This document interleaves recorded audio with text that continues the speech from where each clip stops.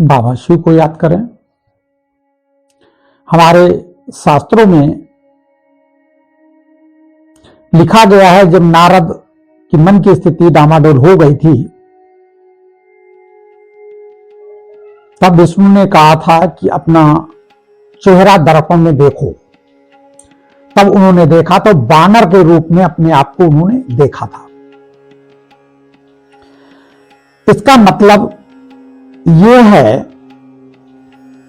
कि दर्पण के आगे रहना, पापों का बोध होना। दर्पण कोई कांच वाला दर्पण की वार्ता यहां नहीं हो रही है, मन के दर्पण की बात हो रही है। अपने मन के अंदर चेक करो, हमने गलत किया कि नहीं।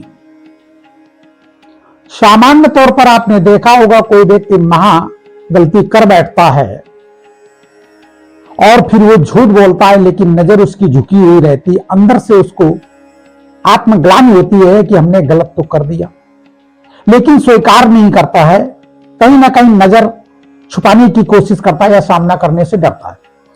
तो ऐसी स्थिति में जो शास्त्रोक्त कहा गया है, दर्पण का मतलब अपने आप को चेक करना, पापों का बोध करना कि हम कहीं गलत तो नहीं। अपनी सोच पर विचार करना कि हमारी सोच कहीं गलत विचारधारा की ओर तो नहीं जा रही।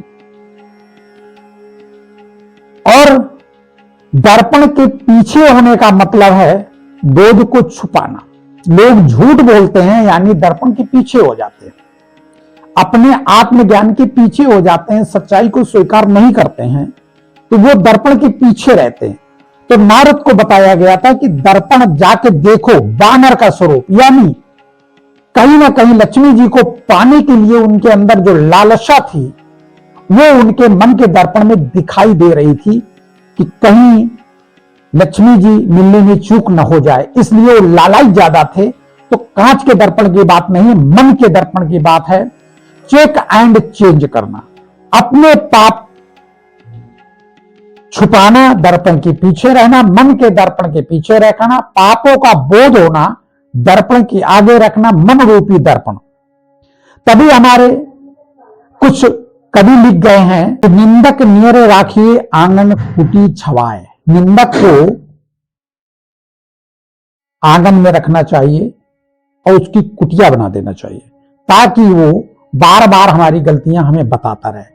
निंदक मतलब किसी व्यक्ति विशेष की बात नहीं हो रही, निंदक मतलब अपने आत्मा रूपी व्यक्ति को आंगन में रखना चाहिए, यानी अपने चित्त के बोध में रखना चाहिए, अपने जानकारी के बोध में रखना चाहिए कि हम गलत है, उसको एक्सेप्ट करने की ताकत होना चाहिए।